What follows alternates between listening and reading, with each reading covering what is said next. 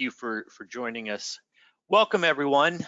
Um, it is, I'm assuming, good afternoon to those of you on the East Coast. Good morning to those of you elsewhere. I appreciate everyone joining us for this iLogic and design automation discussion. First thing we want to kind of go through and really answer the question of why does automating your design matter? So the first thing I'll ask you internally for your organization is to ask yourself a couple of questions. Is the work I'm doing repetitive? Will automation save me time or update things so that a designer can focus on other tasks? Is there a need or desire to improve consistency? Are you having issues with inconsistent behavior between designers or between designs? How much do you think you want to improve efficiency? And does the data output need to be provided in a certain manner every single time? Do you need to create a lot of models in a short amount of time? Okay, I think everybody here has heard the old phrase, speed, quality, or quantity. Pick two, any two. So automation will help us with any one of these things. So if you answered yes to any of these questions, then using iLogic to automate should be an important facet of your design process. So we'll get to a very simple definition of what is iLogic. iLogic enables what we call rules-driven design. It is a simplified way of capturing and reusing your work, and it can help you standardize and automate design processes and configuring your virtual products. It is built right into Inventor with an interface that makes it very simple. It does not require a full-blown degree in programming. We've tried to make it fairly straightforward, and we're going to go through a bunch of these things. So there are a couple different types of Inventor automation. There is the simplest way of using parameters and equations. There is stepping up to using iParts and assemblies and iFeatures and mates and doing spreadsheet-driven design. There is then iLogic, and of course then going even higher to an Inventor API, writing macros and add-ins. And what we're going to be focusing on today is just this subset of iLogic. So with that, I'm going to launch a little poll. I'd like everybody to give us an answer, and it's just to see what level of involvement or use you have with iLogic at this point. So I'm going to launch this poll here, and it's just going to ask a couple of questions, whether you're using it in production, you've tried it but not in production, or whether you have it or haven't used it but you're interested in it. So we're going to give everybody just a little bit of time while this is getting distributed.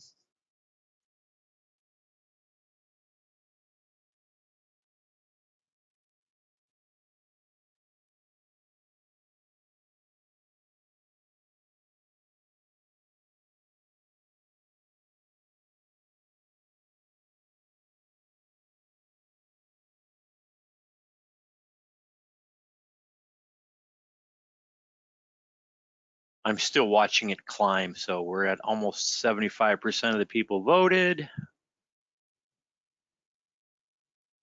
All right, I'm going to close it down in just a second here.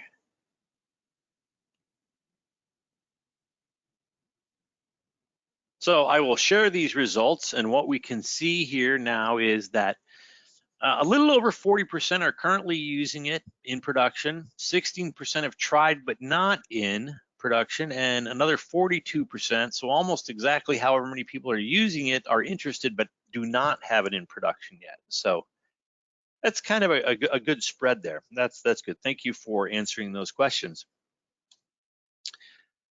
So we're going to get on with our presentation, and I do promise the presentation will be short. We'll get into a demo and then get some questions answered for you. I cannot stress enough how much preparation is going to be key to a successful automation project. and that is preparing Inventor and your model, whether it's naming your parts, naming your instances, naming your parameters, setting up or understanding the parent-child relationships. So we're going to go through 3 of the first topics we always want to cover, and that is configuring Inventor to use iLogic, understanding the difference between internal and external rules, and then looking at the differences between parameters and properties. So first thing about this is configuring Inventor to use iLogic. Now, you can start using iLogic right away, right out of the box. It's built in. You can just launch the iLogic browser, add a rule, go through and build some simple rules to handle some things. But if you want to use it to its best potential, there are some things that you want to address.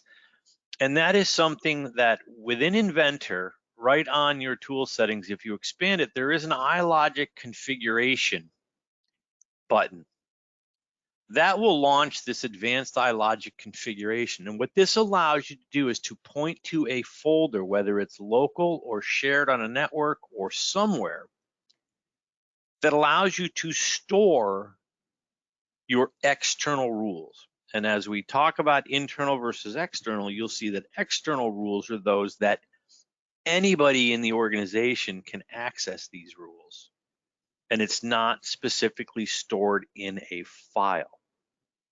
The other thing about the configuration, it allows me to define where my DLL directory is, what extension do I want to use for those rules, whether I'm using an internal or external Excel engine, things of that. Most of those you don't have to touch, but if it does bring up some issues, you can always make tweaks to those things. All right, there is another button there about security options, and that is a little bit more of an advanced topic. And if you're interested, we can talk about that at a later time. That makes a determination on how routines are automatically run, whether it's run before open, after open, before save, after save. You can go in and put these things in that we call event triggers that tell Inventor when to automatically run these rules. So one of the big things we talked about is internal versus external rules. And the rules can be run in 2 different ways. By default, an iLogic rule is part of the file, whether that's a part, an assembly, a drawing. These rules are stored right within the file itself. So if I were to hand somebody a file, they would have the rules with it. Those are what we call internal rules. They're created and stored within the context of a file. An external rule, these are pretty much the same from a coding standpoint. However, they're not stored within the Inventor file. They're stored in a file share, whether that's on a network drive or a local drive. We can define that. And in our iLogic browser window, we can see that we've got rules and forms. These are internal to the file. Global forms and external rules, these are external to the file. So we have really 2 methods of forms and 2 methods of rules. 2 are internal, 2 are external. Okay. Now, I'm going to go back 1 second here. Why would you want one over the other? Well, a lot of it depends on whether or not you're working alone or within a team. If you're in a team environment, an external rule may be much more helpful. Okay. If you are using Autodesk Vault, you could very well have that external rules directory be in your Vault workspace so that those rules are revision controlled for tracking within your Vault. You can see how I can go on with this as to making, a case for using external rules. But there is no right or wrong way. It depends upon what you need it to do. Couple of other things as we move on here is we wanted to bring up the discussion of parameters and iProperties. So there are really, the definition of what a parameter is, it's a named value placeholder of a specific type. Meaning when we go in to look at my parameters, I can have a text, a numeric, a Boolean where it's true or false. And there's essentially 4 different types of these parameters in Inventor. There are model parameters, there are user parameters. These are ones that you define yourself. There's reference parameters, and then there's linked parameters. So a linked parameter, I'll show you an example of that in my demo. A linked parameter may be one where I'm bringing in a link from an external file that I'm using as a bit of a seed file. So I may have a file that has a number of different parameters. And I have that file linked to a lot of my different components. And my iLogic routine may update those parameters in that linked file. And as I make one change in that linked file, it updates every file that is linked to that parameter set. So I could change one parameter and update a dozen files all at the same time that are used within my assembly. So it's, again, proper planning and thinking about how we want to use these. Model parameters are these that are assigned or created by normal Inventor behavior. In the parameters dialog, they're automatically named. You've all seen these D1, D0, D3, D4, in my case, D3451. We don't often recommend renaming them, but people can. You can name it length, width, height if you wanted to. But a model parameter is one that's created by Inventor.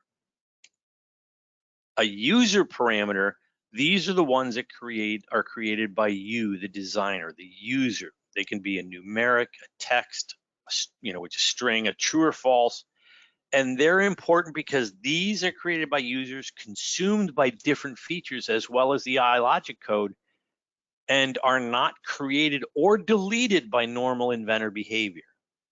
So if we have these user parameters, even if I delete a number of sketches or faces or things of that nature, these parameters do not go away. They'll always be here. And so that's why it's important to understand the user parameters, that we can change these parameters and have rules that use these parameters automatically update my design as I change these things. Right? That's important. These parameters can be tied directly to the iLogic rules in which they're referenced. So if I change a parameter, that rule that uses the parameter is automatically run without me having to do something. So an example of that would be, this one here you'll see that says casters. It's set to false. Well, if I set it to true, then my design would automatically turn on a set of casters in my design because it sees that I want them on. I don't have to do anything. I just have a parameter, I switch, and all of a sudden my design updates. Okay, so that's a real handy feature. Now, reference parameters, these are created when Inventor defines a driven dimension. I think everybody understands that when you over dimension something, it says, I'm going to create a driven dimension. Do you want that? Yes or no? A linked parameter, these are parameters that are linked to Inventor from typically an Excel spreadsheet, but it could also be another part file. Okay, and when a user updates the names or values in the spreadsheet or the other part file, those changes will be reflected in the Inventor, ultimately driving the values and controlling features and managing assemblies in that nature. So that is where I'm talking about having a linked file in which I can make one change and it drives all of the other part files that are referencing this set of parameters.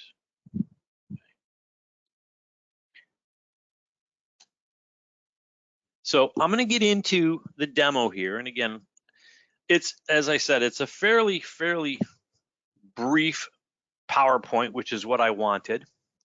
So I'm in Inventor 2024. And what you're going to see, for those of you that have taken an iLogic training class, this is our classic screwdriver. Okay, and you can see in here that it's a very simple design. Okay, I've got the body, and you can see here it says it's a multi-bit. I can have the bit down here at the bottom, and then I have the cap at the end that defines what, what type it is. Now, if I look at my iLogic here, you can see that I've got two different rules, and these rules are fairly straightforward. So if I were to actually, I'll take a look at this, I'll show you this first. If I go to my tools and you see here my options, if I go to my little options pull down, this is where I mentioned the iLogic configuration. And you can see in here that I've defined where are my external rules living. I use iLogic VB as my extension. Doesn't have to be, but it just tells me what it is better than a text file. And then what type of logging and information. The security options I mentioned here allows me to go through and say, I want you to inspect rules for malicious code, or what event triggers do you want me? And I have mine set to be all events enabled. Oftentimes, they want you to say all events enabled except after open and close. Now, the reason for that is, and I'll say this briefly, not that I have ever done this myself, said tongue in cheek. If you establish a rule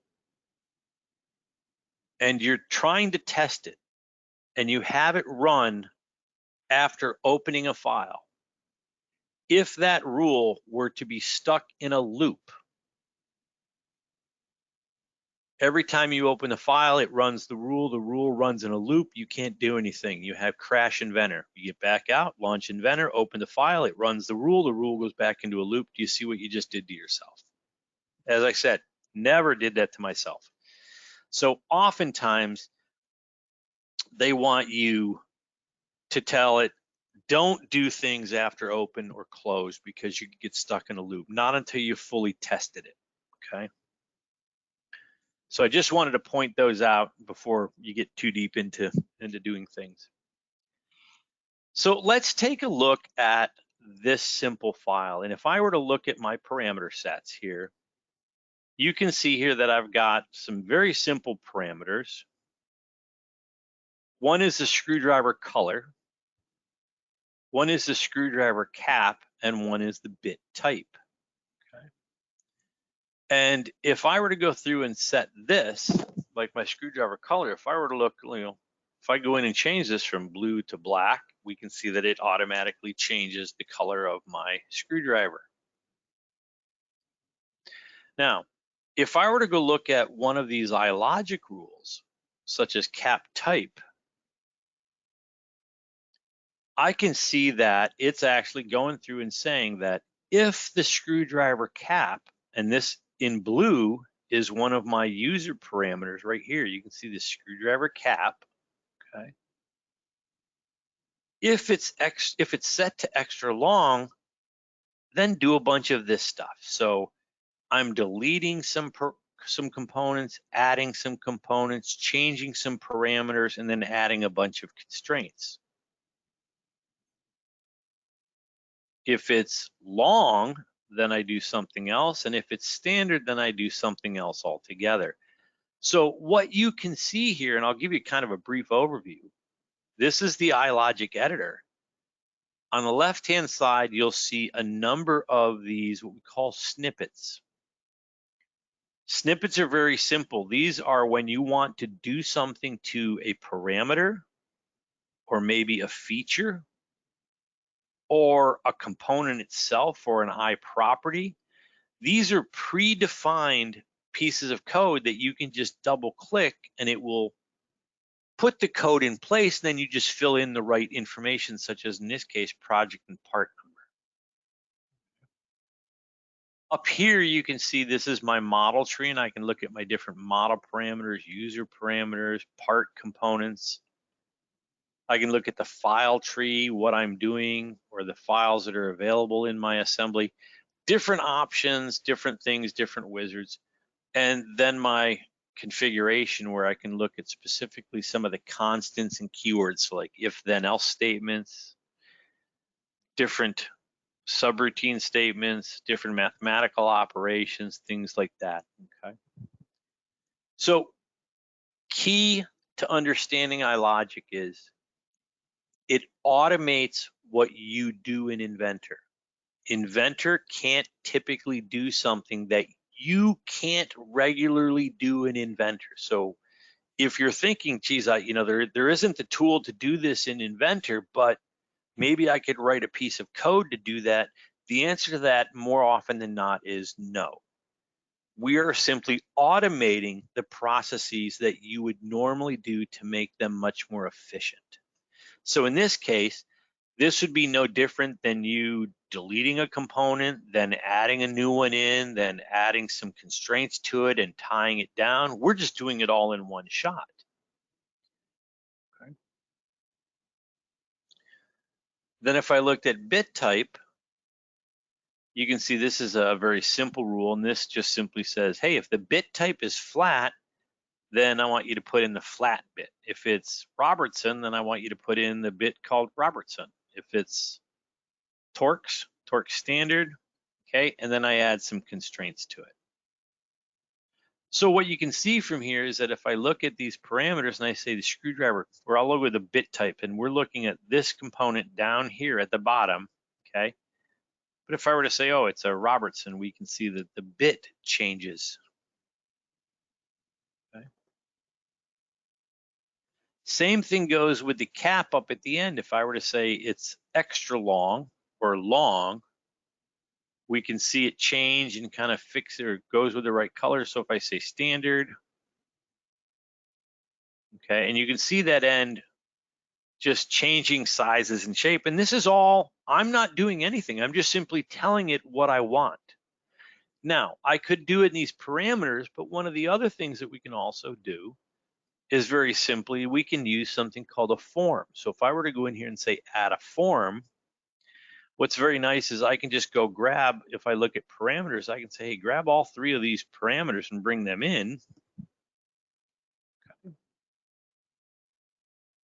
Now I have this nice little form that I can sit right on my screen, and I can do the same thing. This is just me changing the parameters, but from an on-screen form without having to go into the parameter dialog box, okay?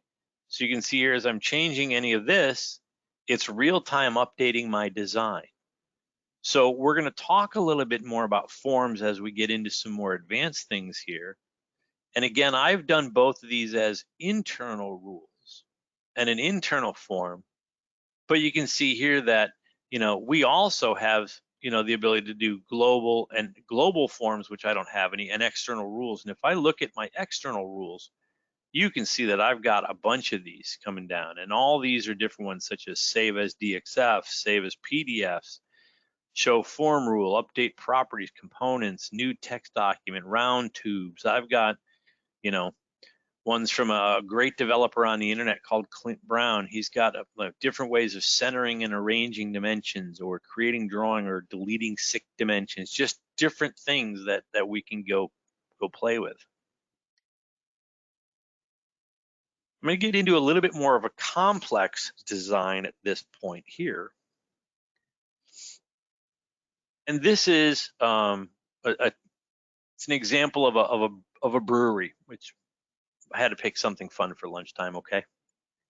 So in this case, we have a very simple design. It consists of a frame, a rack, two shelves, a couple of stainless bins or pots. We have different burners on them, and then we have some options that we could look at for this design. And if I were to look at my iLogic, you'll see that we have a number of rules within this, okay?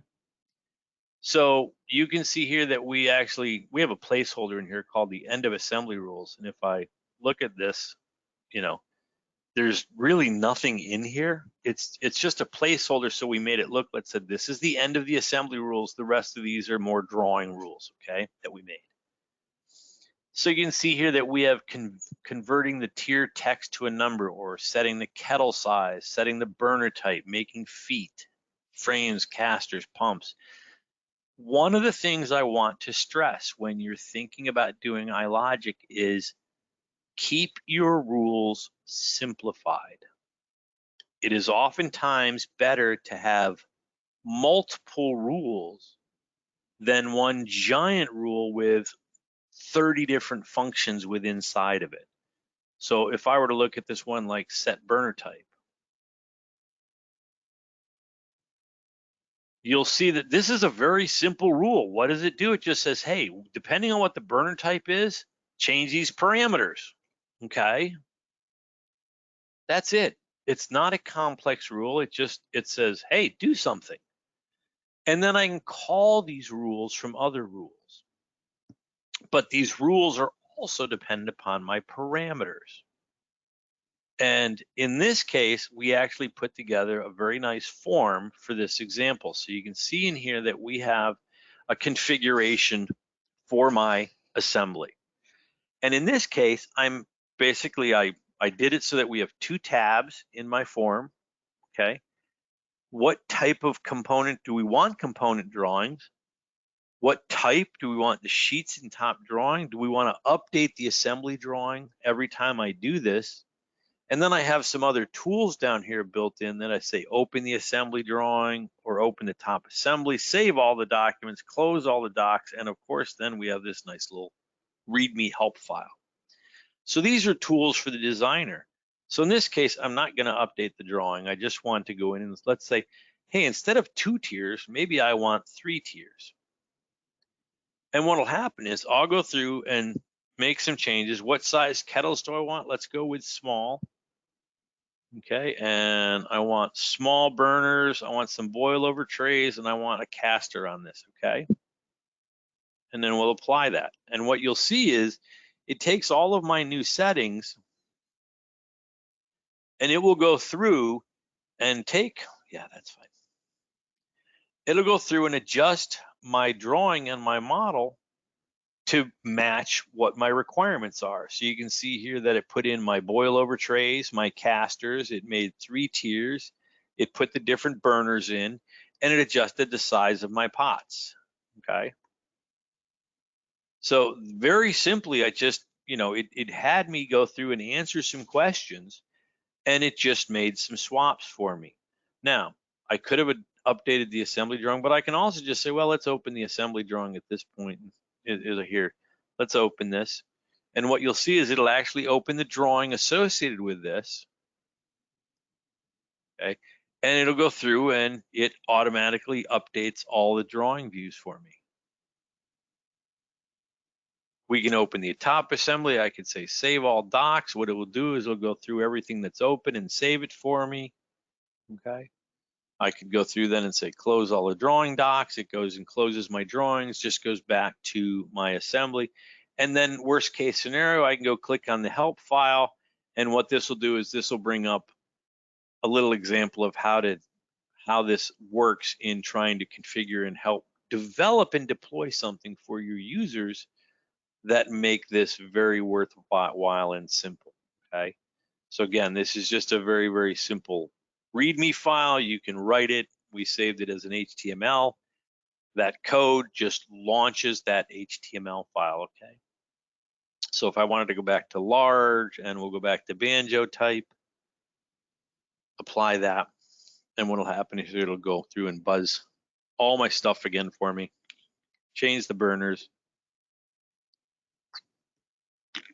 and we can see those burners change on the bottom here as well. Now there is so much more that you can do with with iLogic. And again, this is just some simple example. Okay. There are, if we were to go through and look at these rules are very simple rules. Okay. And I mean, I'm looking at something as simple as this. If the tier is this, then set it to that. Okay. Not really complex. There are a number of system snippets, but there are also these ones called custom snippets. And these are ones that you can create. So if you've written a very neat piece of little code that does something and you'd like to reuse it, you can simply highlight all your stuff, right click on this, okay, and you can say, I want to capture this snippet. And you can make your own little snippet. And so some of these are, useful. Like, how do I split an entire sentence into words? What if I read in an entire sentence from a piece of text file, but I need to break it up into separate words? Well, we have that. We have that tool for you. It would go through and say dim separators, words, split strings, things of that nature. Okay. We have some of those tools. Another one here. I'll just put in a new one so it's easier.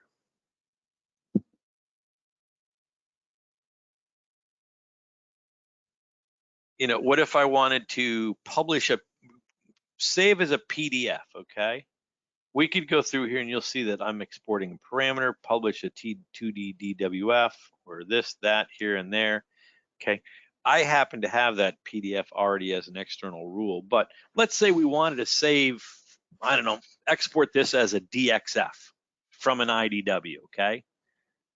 So if I were to go in and create a rule called this DXF, I could just double click on this and it'll put everything in here for me. Okay, that's all it is. When we call snippet, it's just saved code.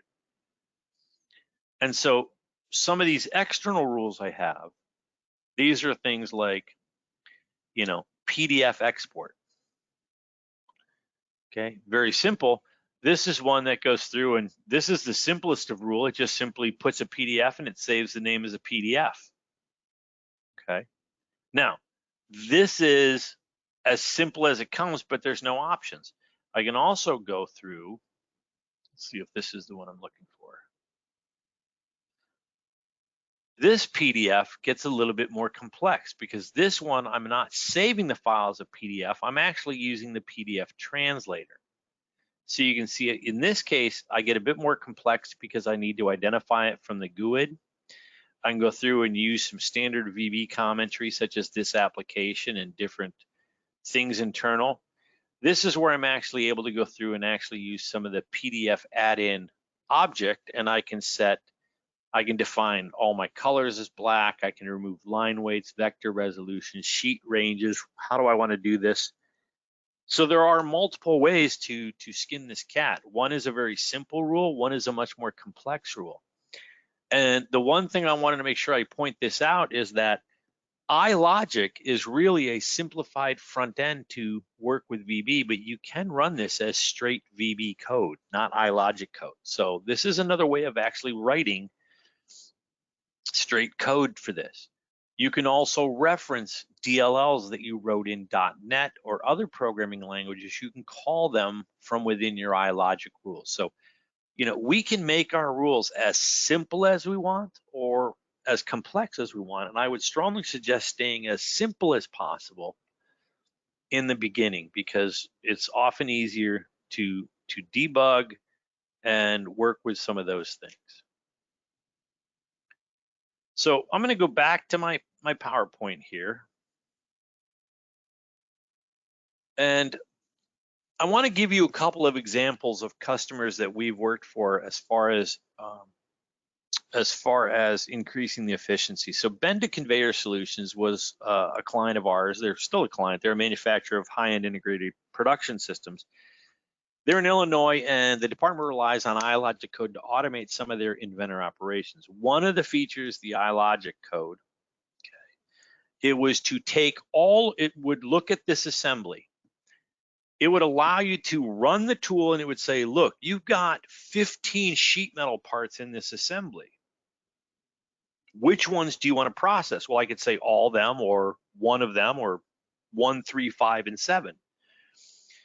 And what it would do from that, it would then take the parts, open them, create a flat pattern, export as a DXF, do some other things, then go on to the next part. So it would automatically do this. In the beginning, it would come up and it would require each person to go through and say, hey, is this the file you want to export? And they'd have to hit yes, yes, yes, yes. So if you had a full assembly and it had 75 sheet metal parts, they would be hitting yes 75 times. Okay. So the joke kind of was that the gentleman I was working with had developed an automated enter tool that was called a stapler, and he would lean his stapler on his enter key while he went and took a small break while it processed all 75 files. So we had updated the code so it did not require that. It did an automated check and it would automatically export all these things. It required less user intervention. They could go on and be doing other things while this was running in the background. And so what we ended up doing was we modified the code, removed unnecessary functions, allowing for a much more efficient workflow. It streamlined the process that allowed the Benda conveyor to increase efficiency, take on more projects because it was running faster. And they were Benda was able to update and solidify the code and modify other improvements to the workflow to take on some new functionality that they wanted. And unfortunately, we did put a stapler out of work, but I think we did okay with that one. MD Henry was another company that we worked with, and they actually did some metrics on this, and they attained a 25% time saving in their part creation process. So MD Henry is located out of Alabama, and they generate and distribute power, supplying batteries, chargers, regulators, and all sorts of other things in substation equipment to clients worldwide. They were using an existing application to create parts in SolidWorks. And they needed to update this to make all the parts in Autodesk Inventor. So their goal was to eliminate steps needed to create these parts with new applications, and they basically wanted to streamline the process. So we went through, did some investigation, and offered suggestions for a new application that would provide some time savings and simplify the process of creating the parts. So the new application had actually eliminated a number of steps and repetitive data entry, and that reduced the time processing for each part by an estimated 25%. But moreover than that, by eliminating repetitive data entry, we eliminated the potential for erroneous data being entered. And so we cut down on mistakes as well. The new application, they're using it with Inventor, which is their preferred design software. They also have more flexibility in the way the application is used because they've eliminated several steps, and it allows the application to do the work and get the gain in time savings that they have seen positive impacts for. So again, another good example, and these are both companies that have given us testimonials. So in conclusion here, I'm going to go through these. These are some of the best practices, not all the best practices, and certainly there is more than we can cover in a short 45-minute brief presentation over your lunch break, or depending on what it is. Best practice, use one. Please, comments. Put comments in your code. It makes it easier to understand what it is your code is doing, and this will help you and others down the road understand how it works. I cannot tell you how many times I've looked at somebody else's code and it takes me the first 10, 20 minutes to figure out what is it that they're doing. Comment, comment, comment. Don't overdo it by complicating your rules. Sometimes rules are better, sometimes more rules are better than putting them all into one. And I showed you that in our code. Simplify the rules. Consider making your rules so that they can be used or reused in other projects. And that is a way of breaking your rules up into more modular rules. Okay, hey, let's find this rule that turns all the hole features off or gets me a thread hole count or does this. Well, could I reuse it? Yes, well then put it in a separate rule and then I can reuse it. When creating designs and writing code, try to be as consistent in your methodology as possible. That means how you comment, how you name your variables, how you do your, your select statements, all the different things that you do, you will develop a methodology and try to stay consistent. It helps you in creating the rules. It helps you in debugging the rules. And if anybody has to take over for you, if they become familiar with your methodology, they can then understand what you've done. Okay. And then I'm back to the same thing. Did I mention use comments? Please comment. Okay. So what are your next steps on here? And in this case, do you need assistance on your project? Do you want to talk more about this? Do you want to get a more in-depth understanding? I do believe that for those of you that are using this in production, you may have much more advanced topics or advanced questions more so than this introduction into simple automation. And we'd love to talk to you about that. So, if you're up for a project review, you can simply send us what you're kind of interested in, sample files, and we can review and make recommendations and try to talk to them. We also have mentoring services, which is an option if you're already using, but you need kind of help getting to the next level. Like, hey, I've developed something, but it's not quite doing what I want it to do, or hey, I'd like to take this to the next level. Then, of course, we always have our Getting Started, which is an introduction to iLogic course. And that is, if you go right to Hagerman.com, go under our training areas and look at our course catalog, you're going to see an Inventor iLogic new user class. So that is a great place to start if you haven't done anything yet. Okay. But as I said, it goes all the way from introductory level work to, assisting, mentoring, or creating from scratch something that your company could use. With that, I'd like to open it up. I'll turn it back to Ashley or Forrest, and we can open up the questions and see what we have and what we could answer for you.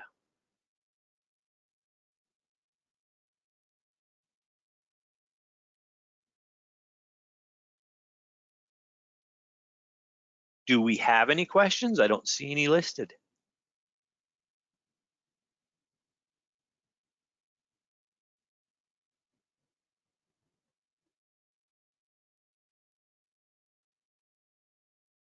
Ashley, Forrest, are you guys there? Yeah, this is Forrest. I'm here. I haven't seen any questions come in. I haven't seen any either. No, I know. Yeah, no, I was curious. Well, if we don't have any questions, Ashley, I'll turn it back over to you for any of your wrap-ups. Okay, well, thanks for the presentation, and thank you all for attending. This will conclude our broadcast. If you think of additional questions later on, you can simply reply to that confirmation or reminder email you received from GoToWebinar. We can get those to Mike or the correct person to get the questions answered. Once again, if you could just take a few moments to fill out the short survey, we would appreciate it. It will just automatically appear when we close down. Also, look out for that email tomorrow, which will contain a link for the recording. It looks like we've actually had a couple pop in. Come in, yeah. Mike. Yeah, I'll address the first one. There are adding new rules better than using multiple subs? That's a great question, and there may be a fundamental best practice in the world. I can tell you from my standpoint, it really depends on what I'm doing. Keep in mind that rules run to completion, and then another rule will fire unless you explicitly call one rule from another one. And also keep in mind that by default, parameter values and the model do not update in a rule unless you explicitly issue a couple of iLogic or call a couple of iLogic methods. There's one, if you've used iLogic at all, you're probably familiar with the rule parameters output method, which writes any, I guess, in-memory parameter changes to the actual model. So I tend to break my logic up into multiple rules, kind of when they're doing fundamentally different things, especially if one depends on another. It helps sort of compartmentalize the code in my mind, so you've got less code to work with in a particular rule. It can get more and more confusing the more code you have within a rule. But I guess the short answer is it depends. I don't know, Mike, if you've got any thoughts on multiple rules versus fewer giant rules. There are, you know, I have definitely created, you know, I've had different projects. I have a rule that is over 600 lines, and I have other projects where there are, you know, 20 rules of 5 or 10 lines each. Most of the time, it really depends upon what it is I'm trying to accomplish. Okay. In one example where I had, you know, I had an example of a, you know, we were going through and having all these pieces of information put into a form that we were validating, and this was for a sales team. They created a form, they submitted this form, and it had all sorts of rules and regulations on it, and the user would import that data sheet regarding a sales order, and the first thing, we had one rule that would go through and check to make sure that all the inputs were valid. Well, from that, it would then pass out information to another assembly to build the assembly. It would pass that data out to a Word file to actually edit the bookmarks in a Word file to create a, I want to say, a time study for their industry analyst to go through and say, okay, well, this is how long it's going to take to cut these fabric components. In that case, I had it all in one file because we were doing a lot of things from one main assembly. But in other cases, like the one I'm showing on my screen right now, it makes more sense to break them out. Okay, I want to turn casters on and off. Fine, that's one rule. I want to make the pots big or small. Fine, that's another rule. Each one of those is kind of independent. So I personally try to stay with smaller, more rules because it's easier to work with them and I can reuse them a lot better. But there are times when I need one big rule, and I can't give you I can't give you an exact that this is when you're going to do it. It just, you know. Yeah. Okay. I see another question. Can you have the dimensions auto-populate a BOM description? Yes. There's actually technically a way to do that without using iLogic at all. You might need to use iLogic if you need to format the dimension. Mike, since you're sharing your screen, could you call up the parameters dialog real quick? Yep. There's a little checkbox over there in near the far right for export dimension, right? That little checkbox, right, or parameter. Checking that box will automatically make that parameter a custom iProperty of the file. And if it's a custom iProperty of the file, it can then be used on a parts list or displayed on a BOM, right? So you see now all of these things are custom iProperties. So you may not need to use iLogic at all if the value that you see here is exactly what you want it to look like on your parts list or in your BOM. If you need to transform it at all, like that in tiers is 3.000 UL. That's an Inventor construct that says that's a unitless number, that's exactly 3.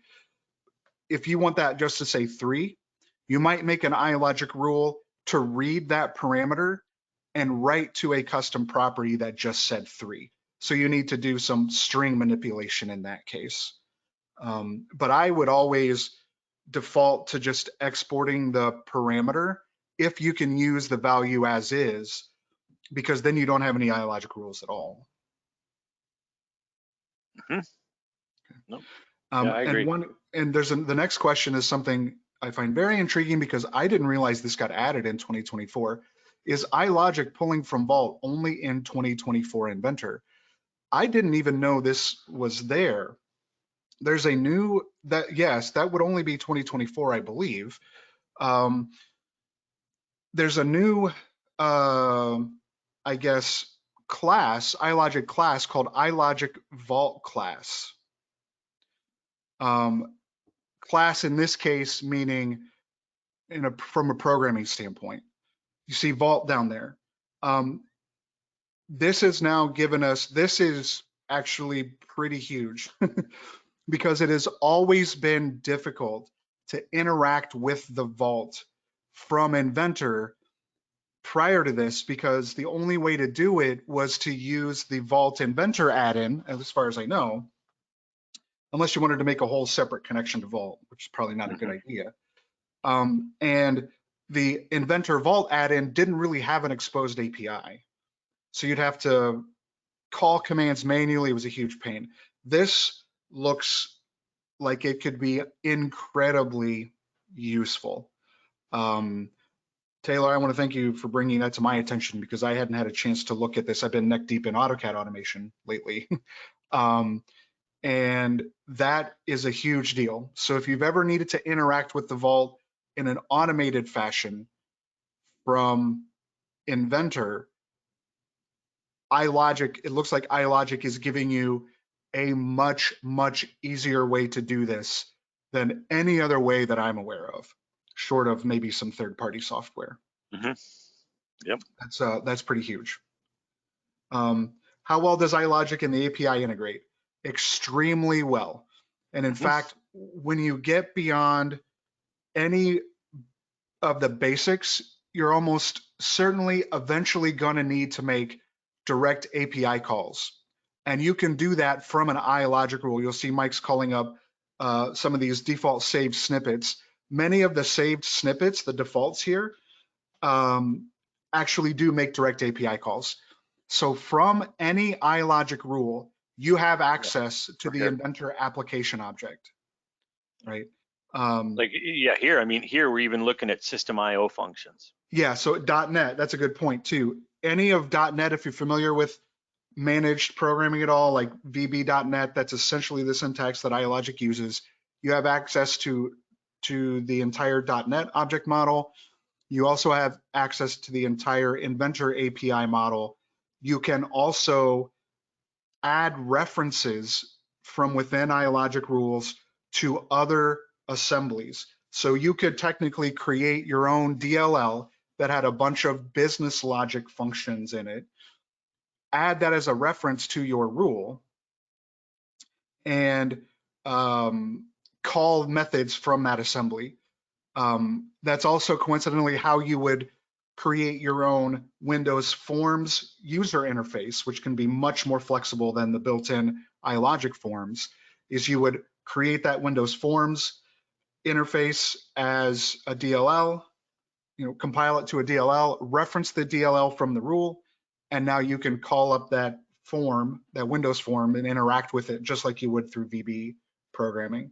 So yes, it is absolutely worth your time if you get deep into iLogic to also learn about the Inventor API. What the iLogic specific commands do is they abstract away the underlying API to make it a little bit easier to do things. A snippet or an iLogic method or command might let you do something in one line of code where it might take 4 or 5 with the underlying API. But you can always use the underlying API to do everything. You could technically write a rule and you see there's a lot going on in this rule where it may not actually use any iLogic commands at all. It may just be all straight API. And that's why I kind of wanted to bring this one up, because if we look at this, it's a bunch of functions and it's some subroutines, and majority of this is straight VB code. There's another one here. It's kind of interesting. Like, I can have it run a VBA macro. I can have an iLogic code. Remember I said comments? Yeah, this is all comments with 3 lines of code. Okay. But it's Inventor VB run macro and just tells it what to run. So, and by the way, you can also go the opposite direction. Technically, iLogic has its own API where that's a way you could technically bootstrap a bunch of rules into, that's the way we used to do it, I suppose, is you could have a VBA rule, a VBA macro that ran when something opened or when you saved it. And if you needed to add a rule to the file, you could add an iLogic rule using a macro. And from then on, the iLogic rule could do its thing. So there's lots of ways that these things can interact. Mm-hmm. Okay, is it possible to create an assembly of a conveyor belt? Absolutely. In fact, one of the customer examples, Mike mentioned, Benda Conveyor, they make some pretty complex conveyors with iLogic. And that's one of the more common industries I would say we've worked with when it comes to iLogic, because conveyors lend themselves to that, right? They are, it's something that has a length and a height and a width, and there are rules that govern things like how many legs you have and how long the belt is, and given a width, the legs might need to change size. They're very much driven by some high level parameters. So iLogic is a great fit for conveyors. Mm-hmm. I agree. Can you trigger external iLogic rules during a save? Yeah. Sure. In the name of the button is escaping me, but when you configure, it's more of an application level configuration, I suppose. When you go to your iLogic, event triggers. The event triggers? Yeah. So you see all documents there on the left, the all documents tab. This is where, and notice it automatically says external rules there on the left. So this is where you could say, now that's the trick. Well, I guess all documents and then parts, assemblies, and drawings. So if you want it to run on every document when it saves, you'd come to this tab. If you only want the rule to run when parts are saved, you would do it on this tab, right? So the first 4 tabs are more application level. Anytime a part's saved, anytime an assembly or a drawing is saved. The tab on the far right is saying specifically for this document. And notice you can run rules either in this document or also external rules. Mm-hmm. Okay. When manipulating the assembly with iLogic, how is the parts list on the drawing being affected?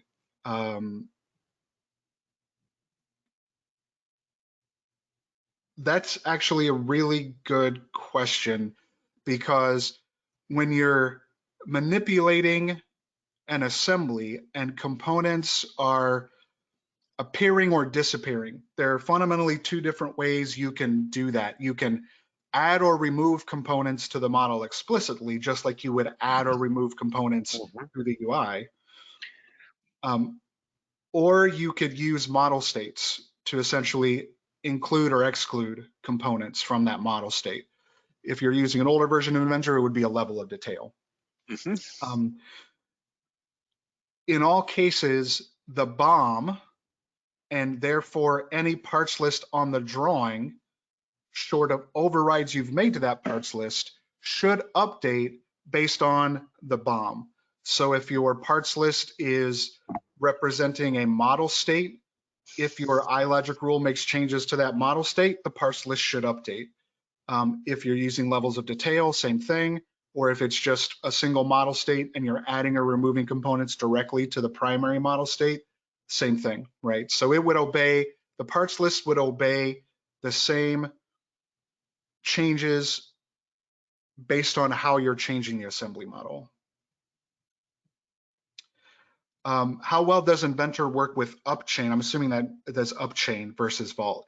That's a great question. That's a bit outside the context of this conversation. We could certainly get with you to discuss Upchain. Upchain is cloud-based data management from Autodesk. I'd say it works pretty well. Vault still works better than anything, but Upchain works pretty well, and it has some huge benefits over Vault from a infrastructure standpoint, and I think a future capability standpoint. But we could talk more about Upchain directly with you if you'd like. And I see one more that's come in. If you have a properly configured model and iLogic rules, is it possible to use a VB Windows form to trigger an external iLogic rule to open and configure an assembly or parts? Yes. In fact, I've gone so far as to use a combination of iLogic and Autodesk's formerly Forge, now Platform Services, design automation API, to where I can send an Inventor assembly to the cloud that's full of iLogic rules and tell it, do this and run these rules in this order and change these parameters, and out comes model and drawings and PDFs and the whole 9 yards. So you can absolutely call iLogic rules from an external application. iLogic has its own API, and you can see what rules are in the file. You can run those rules. You can add rules. You can manipulate rules. It's pretty comprehensive in terms of what you can do. Mm-hmm.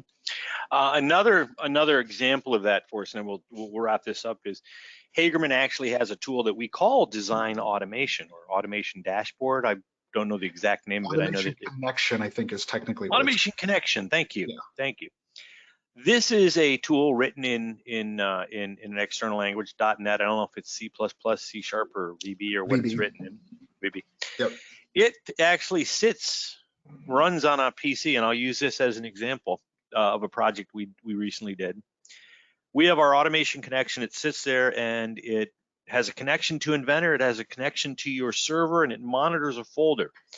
When a sales team put in an order, NetSuite exports a spreadsheet with all the relevant data about the design order, and it gets exported out to a specific folder. Our automation connection will pick up on that spreadsheet, read the data, and it can be 1 line or it could be 100 lines. It will then fire up Inventor and launch, depending upon the spreadsheet entry, a specific template with a specific iLogic rule, automatically build the assembly, export it as PDFs, DXFs, and then save it as a name, and then read the next line and go on and build the next assembly configuration. So absolutely, we can integrate, external rules. We have one that we incorporate, and as Forrest mentioned, go through Forge or any other services. So it's all connected.